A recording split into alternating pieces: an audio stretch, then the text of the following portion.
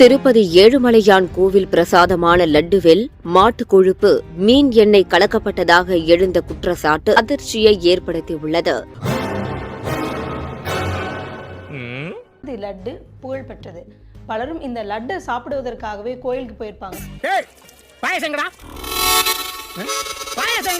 இந்த லட்டுல தான் கலப்படம் இருப்பதா, குறிப்பா விலங்கோட கொழுப்பு பயன்படுத்தி இருப்பதா புதிய சர்ச்சை கிளம்பி இருக்கு.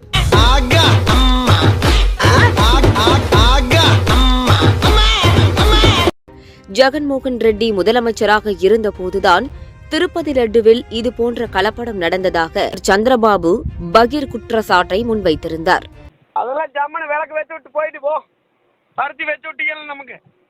இந்த விவகாரம் பூதாகரமான நிலையில் செய்தியாளர்களை சந்தித்த முன்னாள் முதல்வர் ஜெகன் பதிலளித்துள்ளார்.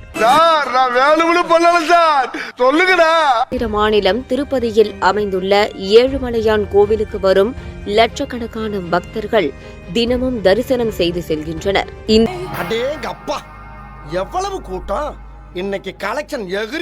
திருப்பதி சென்று வந்தாலே மொட்டையடிச்சது இருக்கட்டும், லட்டு எங்கப்பா, வெங்கடாச்சலபதி பிரசாதமே பிரசாதம்தான், அமிர்தத்துக்கு சமம் என்று பலர் சிலாகிப்பது உண்டு.